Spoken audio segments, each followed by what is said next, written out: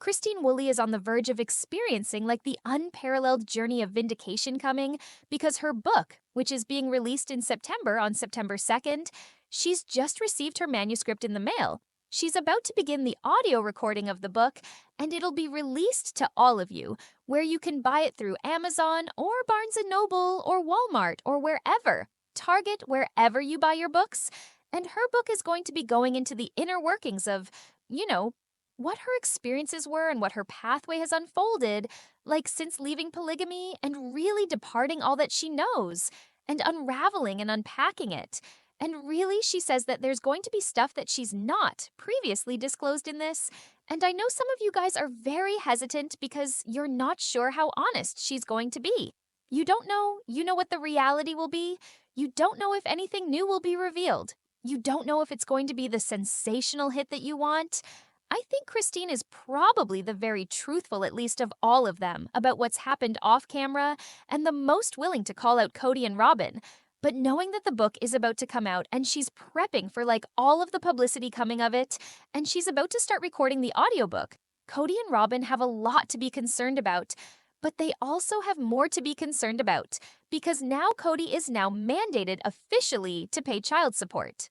So we discussed last month that Kody and Christine had come to an agreement after going through some sort of mediation in their child custody dispute, and Christine had submitted back in September of 2024 for child custody, paternity, parenting time, and child support. And after she submitted, Kody then responded defensively, and he submitted a opposing motion against her, and then they went to court. And everything got really quiet. And they kicked all the public out so no one could see what happened in court. Since then, all of their records have been made confidential. And so we don't really know anything of what happened. But confirmed information indicates is that yesterday the judge placed the order formally in the court in the state of Utah. So what that means is that now paternity has been established officially. An order is officially in the court, meaning that Kody and Christine have to abide by the order, a parenting time agreement has been agreed upon, and child support has been agreed upon. I wish I knew how much he was having to pay her a month. I honestly wish I knew, because I am guessing that Kody and Robin's income per month is of the hand-to-mouth kind where they spend as much as they make, being that Robin loves to buy all of her dolls, and Kody loves to buy $200,000 cars, or $2 million houses, or trailers, or tractors, or dirt bikes, or ATVs. So knowing that Kody likes to spend a lot, I know that he's not going to want to, pay. And in this last part of the season, and even during the tell, all Kody's unwillingness to really even talk about, his contributions to the children was telling. There was a point when Suki had discussed that the wives were leaving him, and so they didn't have any met. They didn't have any avenue to get alimony, or, because they were never legally married, or at least Janelle and Christine were, and they started talking about the finances as it comes to the kids, and Christine was made very clear that she has always had to pay everything herself for her kids, and then Kody seemed to get a little bit flustered, and he was like, well, we paid for cars, and sometimes we paid for their tuition for college. I handled the cars. Yeah, they're $2,000 cars. Kody, yeah, it's so much money. I suppose not everyone gets cars, but whatever. And he seemed to believe that because he gets a car that's like enough for child support, given that the average child costs a lot, like a ton.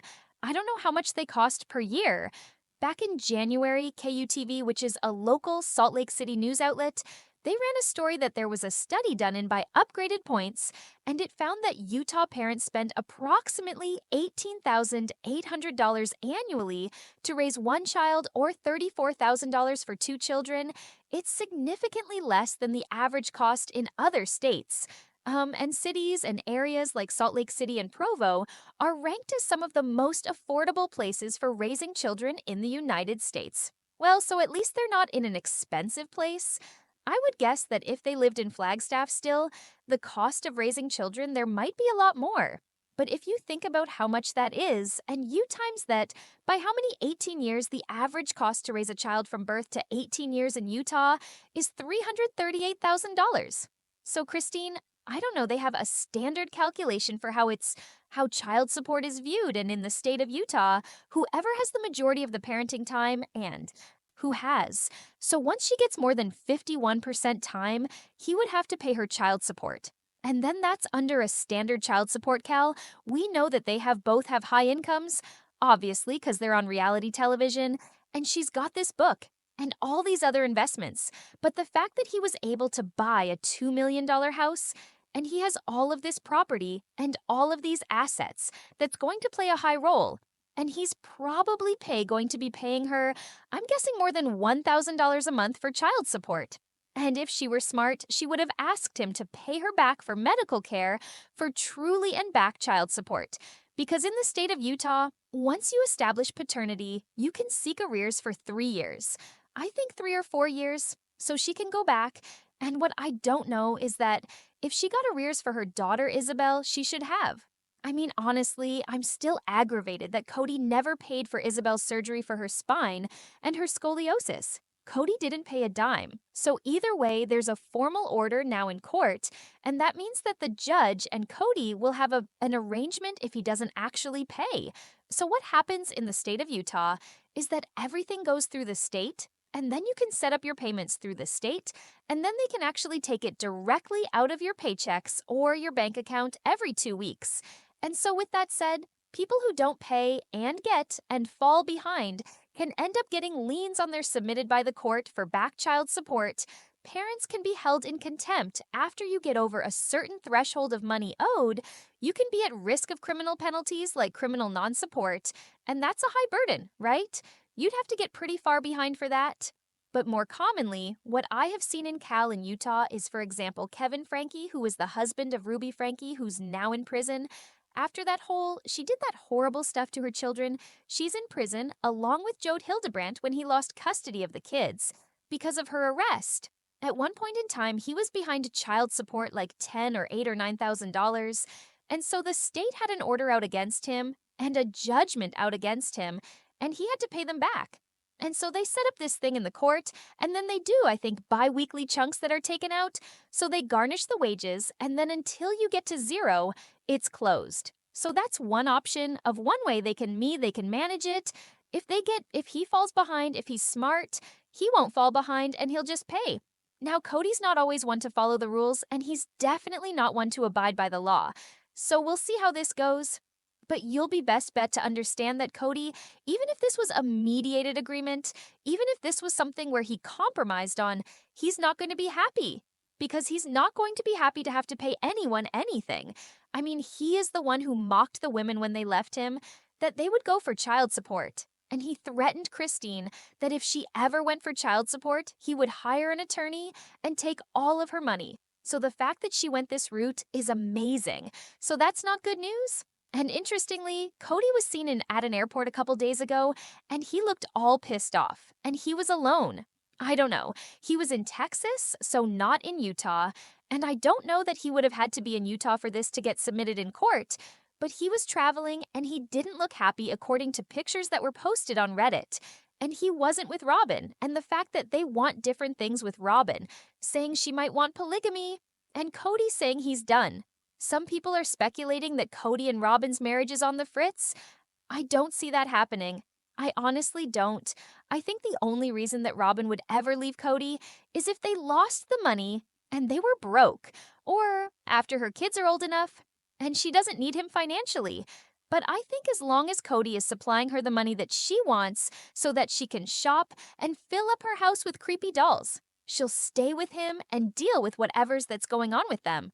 And Kody would have to be like the most miserable person to be married for too.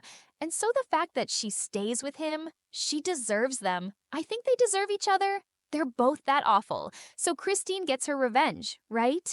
And she does what Kody doesn't want her to do. And she goes to the court. A judge orders that Kody has to now pay child support, her paternity, and everything is established now and truly. Whether or not she wants to see her dad, all of that is set up with the court. Now, no more fighting, no more any of that. Like, there's no more drama as long as everyone does what they're supposed to do in this situation. And in the meantime, it appears that Truly is doing really well with Christine and has developed a very close relationship with her stepfather, David, and that all of them deserve healing and privacy, and all of them deserve better than Kody Brown. I don't expect him to suddenly become a better person. So, if you're wondering about Christine's book, the book comes out on the book's release date is September 2nd, and you can buy it at any major bookstore. The synopsis is Brown Woolley, a groundbreaking and heartfelt memoir about living in a family like no other. And finding the strength to leave polygamy and the only life she's known behind, she had always dreamed of having a picture perfect family, beautiful children, an adoring husband, and of course, a sisterhood of wives to share him with raised in Utah by practicing polygamists. Christine knew her life was less than normal, but she didn't stop. That didn't stop her from loving the full house of her childhood any less. Becoming Kody Brown's third wife in 1994, Christine finally found the big happy family she had hoped for when TLC's hit show Sister Wives premiered in 2010. Christine knew it was her chance to shine a light on the brighter side of polygamy. The helping hands, the lively discussions, and their unmatched devotion to each other, but the cameras also revealed a much darker reality now in the candid tell. All she shares for the first time, the journey that led her away from polygamy and the bold path she's carving to live. Apart from all she has ever known, moving, genuine, and insightful. This is a uniquely powerful tour de force of Christine's journey toward and beyond the time in the spotlight. As a sister wife, so that comes out on September 2nd. Recently, Mary Brown has been doing some lives on her TikTok, I guess. And I heard her talking about Christine, and I just wanted to mention this, but I think it's going to be interesting how this all plays out, because Christine's book is going to come out, and I'm assuming there's going to be, from her point of view, what she experienced, right? And I'm as sure that there's going to be other people woven into her story that may or may not want that story told, right? And I'm starting to wonder, because I've noticed that Mary has been a little bit more hostile about Christine lately. And she was on a live and she was talking to this woman that does TikTok stuff. And she has a smaller YouTube channel as well. And she was saying, she just doesn't understand why Christine's always talking about Kody to her new husband. And, someone made a mention of that.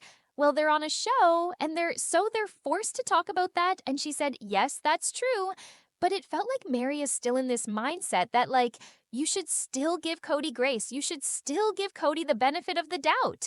You should still, let Kody be the father and, allow him to have his grief. And, why do you need to compare your relationship now to what you endured with Kody? And I'm just going to put this out there to anyone in case you need to hear this. But when you develop a relationship, and Mary has not yet done this, by the way, she hasn't. You find a partner, and your partner becomes your confidant. Your partner becomes your sounding board. Your partner becomes your safe space. And if your partner is that place, you're there to talk with your partner and talk through things. And for Christine, if she's leaving polygamy and she left a very high control group and she left a very unusual relationship, it's going to be more than natural for her to constantly be making little little aha moments, like the light bulb is going to go off every so often, and she's going to be like, "Oh my gosh, I just realized that with you it's like this, but I never had that before.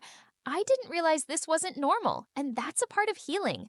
It doesn't mean you're comparing, it just means what you knew before was all you knew, and what she's experiencing now is all new because it's nothing she knew before. So having a partner that's willing to talk through that with you and being okay with it, I think is healthy. I think all married couples discuss their past relationships or their past traumas. And if you're having a bad day, who do you want to talk to the most about that? The person that you love the most that can make you feel the best and give you the most support. And if she has to do that publicly for now, she should be allowed to do that publicly the same way that Mary should be allowed to do that publicly. Mary will take 2 steps forward and I'll be like, "Yes, Mary." And then she'll take 2 steps back and I'm like, "Mary, no." I wish that all of them could get to a place where they just don't have anything negative necessarily to say about each other. Or if they do, don't be talking about it. Like it's a comparison, right? Like commentate on what, of Christine. Don't commentate about what you see of Christine. I guess since she knows her personally, I can't commentate on what I know personally about her, and I don't judge Christine for using her husband as a sounding board. That's just me defending her. I think that David's a really good, solid person, and the more and more I've seen of him on the show, and how he defends her and how he's supportive of her, I think he's a good guy. That's my opinion, and I'm glad that he has stepped up for her. Truly, because truly deserves to have a father. So, what do you think Kody Robin are doing today now that they have money and bills to pay?